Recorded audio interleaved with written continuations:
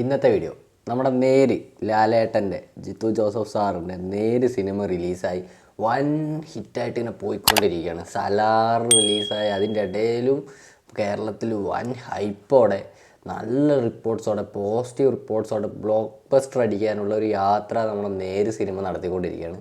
പക്ഷേ സാധാരണയാണ്, ലാലേട്ടനാണ് ഒരു 10 സിനിമ പൊട്ടിയ 11ാമത്തെ സിനിമയിലും വൻ ഫാൻ ബേസോടെ ആളുകളെ എൻഗേജ് ചെയ്ത് തിയേറ്ററിൽ എത്തിക്കാൻ അത്രയും കപ്പാസിറ്റി ഉള്ളൊരു സൂപ്പർ സ്റ്റാറാണ് മലയാളത്തിൻ്റെ. നമുക്കെല്ലാവർക്കും അറിയാം. അപ്പം അസൂയാലുക്കൾ പതിവാണ്. ലാലേട്ടനെ അസൂയാലുക്കൾ കൂടുതലാണെന്ന് നമുക്കറിയാം. അതിൽ 1-2 കുരുപൊട്ടി ആളുകളെ നമുക്ക് നല്ല രീതിയിൽ അറിയാം. മെയിൻ കുരുവാണ് നമ്മുടെ ചെകുത്താൻ. അറിയാലോ, ലാലേട്ടൻ്റെ എല്ലാ സിനിമയ്ക്കും കുരുപൊട്ടിക്കലാണ് നമ്മുടെ ചെകുത്താൻ്റെ ശരിയായ പരിപാടി.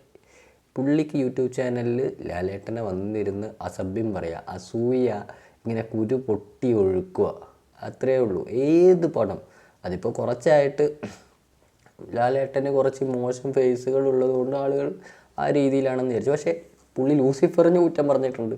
അപ്പോൾ പിന്നെ പുള്ളിക്ക് ലാലേട്ടനോടുള്ള കുരുപൊട്ടലാണെന്ന് വേറെ ആരും പറഞ്ഞു കൊടുക്കണ്ടല്ലോ. കാരണം നല്ല രീതിയിൽ ലാലേട്ടൻ ഫാൻസ് പെരുമാറിയ ഒരു കക്ഷിയും കൂടിയാണ് ചെകുത്താൻ. അങ്ങനെ ഇപ്പോൾ ചെകുത്താൻ നേര് ലൂസിഫർ എന്ന പരാജയ ചിത്രം എന്ന യൂട്യൂബ് പരിപാടിക്ക് ശേഷം നേരെന്ന പൊട്ടിയ പടം എന്നുമായിട്ട് പുള്ളി വന്നിട്ടുണ്ട്. പുള്ളിയുടെ പൊറോട്ട നാടകം നമുക്കൊന്ന് കാണാം. പുള്ളി 2-3 വീഡിയോ ഇട്ടിട്ടുണ്ട്. ഫസ്റ്റ് പുള്ളി ഇട്ട വീഡിയോ 2 ദിവസം മുമ്പ്, നമുക്കതിലേക്ക് പോവാം. റിപ്പോർട്ട് എന്നൊക്കെ പറഞ്ഞുകൊണ്ട് കാണിക്കുന്ന പരിപാടി എന്ന് പറഞ്ഞാല് മോഹൻലാൽ ഫാൻസുകാരായിരിക്കുമല്ലോ കൂടുതൽ ഈ പണം കാണാൻ കയറിയേക്കുന്നത്. അപ്പൊ അവരിറങ്ങി വരുമ്പോൾ പറയുന്നത് ഭയങ്കര സിനിമയാണ്, അങ്ങ് മറിച്ചേക്കുവാ, ലാലേട്ടൻ തിരിച്ചു വന്നേക്കുവാന്നൊക്കെ കിടന്ന് പറയുന്നുണ്ട്. പക്ഷെ ഞാൻ 1-2 കൂട്ടുകാരോട് പറഞ്ഞിടേ ഇങ്ങനെയൊക്കെ കേൾക്കുന്നു, ഇതെന്തോ കണ്ടോന്ന് ചോദിച്ചപ്പോ അവർ ഇല്ലില്ല 2 ദിവസം കഴിഞ്ഞാൽ കാണുന്നുള്ളത്. അതെന്തോ ഒരു വിശ്വാസം ഇല്ല ആളുകൾക്ക് പറഞ്ഞിട്ട്. നീ അഥവാ പടം കൊള്ളാവോ ഇല്ലയോ എന്നുള്ള പോലും അവരൊരു 3 ദിവസം, ചിലർ ഒരാഴ്ചയൊക്കെ പറഞ്ഞു. ഒരാഴ്ച കഴിഞ്ഞ് കണ്ടോളാം, ധൃതി ഇല്ലല്ലോ എന്നൊക്കെ പറയുന്നതേ, അതൊരു കഷ്ടം കേട്ടോ. ഫാൻസുകാർ തന്നെ നാളെ മറ്റന്നാളെ കയറേണ്ടി വരും. കുറെ ആൾക്കാർ അങ്ങനെ നോക്കിയിരിപ്പുണ്ട്. കുറച്ചുകൂടി കൊള്ളാവുന്ന ആൾക്കാരൊക്കെ വന്ന് കണ്ടിട്ടേ, ഇപ്പൊ ഫസ്റ്റ് ഡേ ഒന്നും അങ്ങനെയുള്ള ഒരു വരത്തില്ലല്ലോ. ഈ മോഹൻലാലിന്റെ അവിടെ അല്ലേ, മാത്രമല്ല 5000 ഫാൻസിന്റെ അടുത്ത് ഫോട്ടോ എടുത്തിട്ടുണ്ട്. പിന്നെ കുറെ ചടങ്ങൊക്കെ ഇവർ കണ്ടിട്ടുണ്ട്. പിന്നെ ഓൾറെഡി നല്ലപോലെ പേടിപ്പിച്ചിട്ടുണ്ട്. ഇത് ഭയങ്കര സിനിമയാണ്, ഹൈപ്പ് കൊടുത്തിട്ട്, മനസ്സിലായില്ലേ? ഇതിനെപ്പറ്റി ഒന്നും പറയരുത്, പറഞ്ഞു കഴിഞ്ഞാൽ ചിലപ്പോൾ തെറ്റായിരിക്കും, നിങ്ങൾ ഭയങ്കര സംഭവമാക്കി വെച്ചേക്കുന്ന സാധനം വെറുതെ മണ്ടത്തരം പറയുന്നൊക്കെ പറഞ്ഞായിരിക്കും വെച്ചേക്കുന്നത്. ചിലരൊക്കെ പറഞ്ഞു ഭയങ്കര എന്തുകൊണ്ട് ഉറക്ക കുളിയാന്നൊക്കെ പറഞ്ഞ ആൾക്കാരുണ്ട് കേട്ടോ. അത് ചിലർ അങ്ങനെ വന്ന് ഇറങ്ങി പറയുന്നുണ്ട്. അവര് ഉറക്കഗുളിയാണെന്ന് പറഞ്ഞ ആൾക്കാർ ഉറക്കഗുളിയെ കുടിച്ചിട്ടായിരിക്കും തിയേറ്ററിൽ പോയിട്ടുണ്ടാവുക. എടാ, ഇവന് എച്ചാതി കുരു പൊട്ടിക്കലടെ, നല്ല വിഷമമുണ്ട് ചെകുത്താന്. പാവയുടെ പടം ലാലേട്ടൻ്റെ നേരെന്ന് പറഞ്ഞ പടം വിജയിച്ചതിൽ നല്ല സങ്കടമുണ്ട്. പാവം, അത് പൊട്ടി ഒഴുകുവാണ് പുള്ളിക്ക് നാറി. അവൻ്റെ അടുത്ത ചെകുത്താൻ ഒരു വീഡിയോ ഒന്നുമില്ല കേട്ടോ. നേരെന്ന് പറഞ്ഞ സിനിമയ്ക്ക് ഒരുപാട് വീഡിയോ ഇട്ടിട്ടുണ്ട്. അപ്പോൾ പുള്ളി പറയുന്നത് ഇത്രയാണ്, ഇതിന് 2-3 ദിവസം കഴിഞ്ഞ് ആളുകൾ കാണുള്ളൂ, ആളുകൾക്കൊന്നും വലിയ താല്പര്യമൊന്നുമില്ല, ഇത് ഉറക്കഗുളിയാണെന്നൊക്കെ ആരൊക്കെയോ പറയുന്നുണ്ടെന്ന് പുള്ളി പറയുന്നുണ്ട്. പുള്ളി തന്നെ ഒറ്റയ്ക്ക് പറഞ്ഞ അടിക്കണതാണോ ചെകുത്താൻ എണ്ണ? അണ്ണൻ ഏതെങ്കിലും പടം തിയേറ്ററിൽ പോയി കണ്ടിട്ടുണ്ടോ? അണ്ണൻ തിയേറ്ററിൽ പോയില്ല. അതിലേക്ക് ഞാൻ അണ്ണന് തിയേറ്ററിൽ പോവാതെ അണ്ണൻ ധ്യാനിക്കും. ഓരോ പടം ഇറങ്ങുമ്പോൾ അണ്ണൻ ഇങ്ങനെ ഇരുന്ന് ധ്യാനിക്കും, ഇന്നത്തെ പടം പൊട്ടുമോ അതോ വിജയിക്കുമോ. പുള്ളി എന്നിട്ട് മറ്റേ തൃക്കണ്ണിലൂടെ പുള്ളിയായ എന്നാൽ 6th സെൻസിലൂടെ പുള്ളി മനസ്സിലാക്കും ഈ പടം പൊട്ടി, ഈ പടം വിജയിച്ചു എന്ന് പറഞ്ഞിട്ട് പുള്ളി ലിസ്റ്റ് ഉണ്ടാക്കി ഇറക്കാറാണ് പതിവ്. അല്ലാതെ തിയേറ്ററിൽ കാശ് കൊടുത്ത് പോയി പടം കണ്ടിട്ട് ജെന്യൂൻ റിവ്യൂ പറയാൻ പിന്നെ ചെകുത്താൻ ഇതല്ലേ പണി, ജെന്യൂൻ റിവ്യൂ കൊടുക്കാറ്. ചെകുത്താൻ ഇങ്ങനെ ആളുകളെ കുറ്റം പറയണം, ജീവിതത്തിൽ രക്ഷപ്പെട്ട ആളുകളെ അല്ലെങ്കിൽ സക്സസ് ആയ ആളുകളെ കുറ്റം പറയണം, അവരോടുള്ള കുരു പൊട്ടിക്കണം അല്ലേ അണ്ണാ? അതാണ് പിന്നെ അണ്ണൻ, അതാണ് പണി. എന്നിട്ട് അണ്ണനിപ്പോൾ ആ വീഡിയോയിൽ തന്നെ പറയുന്നുണ്ട് കോക്കിൻ്റെ റിവ്യൂവിനെ കുറിച്ച്. അത് ഞാൻ വെച്ച് തരാം. കോക്കിന്റെ റിവ്യൂ കണ്ടു കഴിഞ്ഞാൽ ഓക്കെ ആണെങ്കിൽ ഒരുമാതിരിപ്പെട്ടൂടെ പോകും. കോക്ക് വല്ല മോശം പറഞ്ഞു കഴിഞ്ഞാൽ ഉണ്ടല്ലോ, പിന്നെ ഇത് മുഴുവനും പറഞ്ഞിട്ട് ഒരു കാര്യമില്ല. മോഹൻലാൽ പറഞ്ഞാൽ പോലും ആൾക്കാർ വിശ്വസിക്കത്തില്ല. അതിന് കോക്കിനോടൊക്കെ ചെന്ന് പറ, നിങ്ങളൊക്കെ നല്ല പറയാൻ പറയണം. എടോ, ഇയാൾ മണ്ടനാണ്. അത് മണ്ടനാണെന്ന് നമുക്കറിയാം. അതിനി അഭിനയിക്കുന്നതാണെന്ന് നമ്മൾ തെളിയിക്കേണ്ട ആവശ്യമൊന്നുമില്ല. ഇയാൾ മണ്ടനാണ്.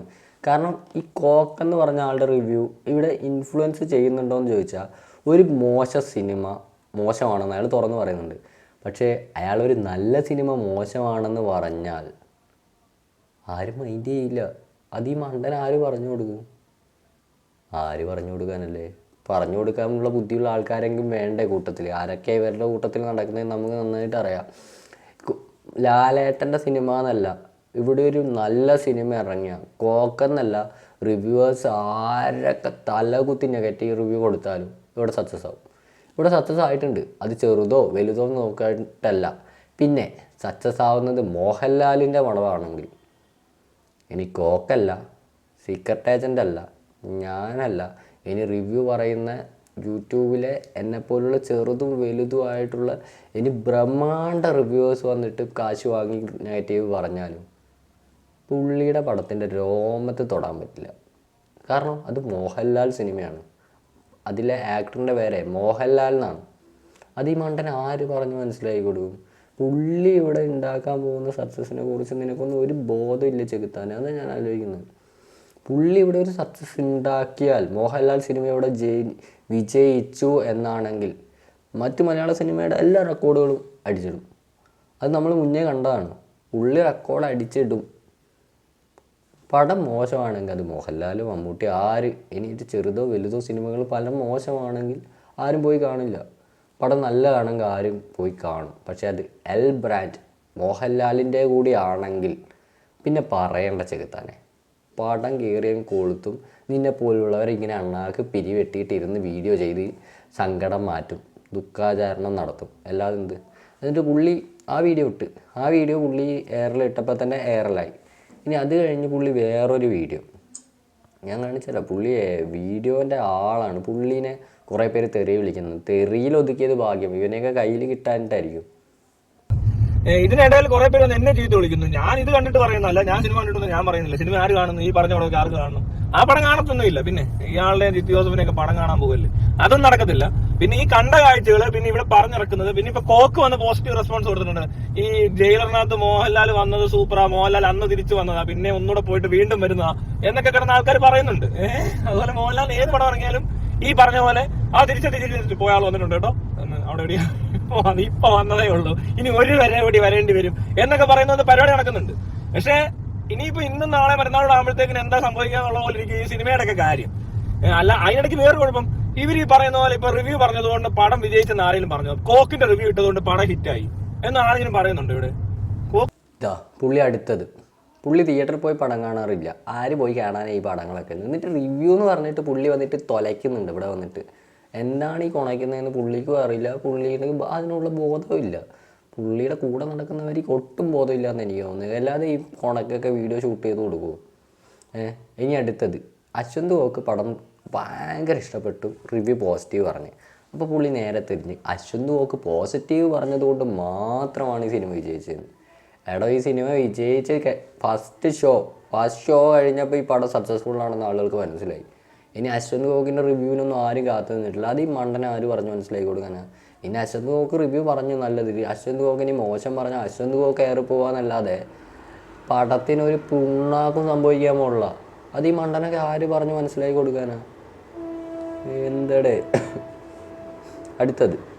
ഇത് ഒന്നൊന്നുമില്ല കേട്ടോ, 1, 2, 3 വീഡിയോ എടുക്കാനും പുള്ളി ഇട്ടിട്ടുണ്ട്. ഇനി ലാസ്റ്റ് ഇപ്പം ലേറ്റസ്റ്റ് ആയിട്ട് വന്നൊരു വീഡിയോ ഉണ്ട്.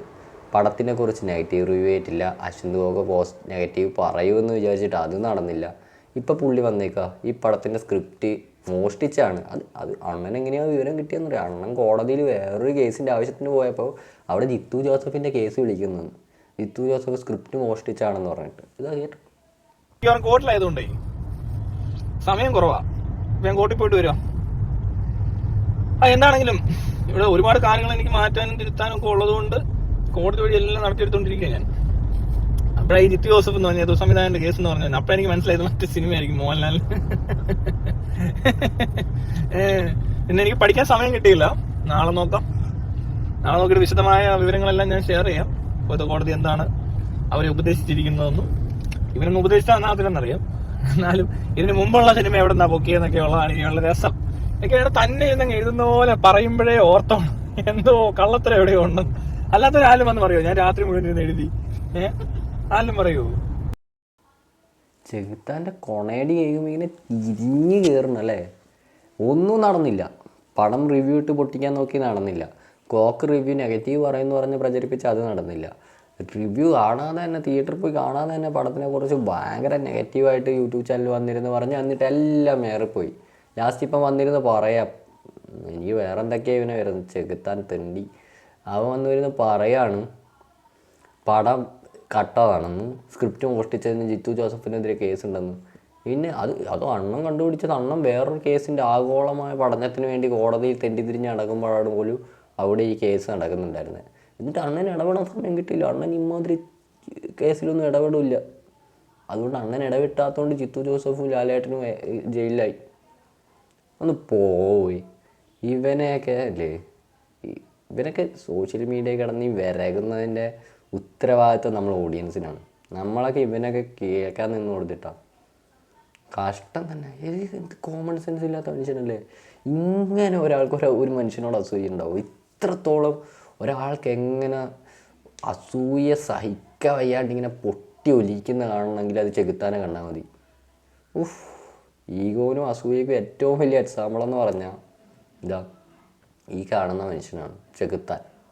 ലാലേട്ടൻ്റെ റിവ്യൂസ് ചെകുത്താൻ്റെ അടുത്ത് നോക്കിയാൽ നമുക്ക് മനസ്സിലാവും ഇങ്ങനെ ഒലിക്കുന്നുണ്ട് മനുഷ്യൻ്റെ ഉള്ളിലെ അസൂയ എന്ന് പറയുന്നത്.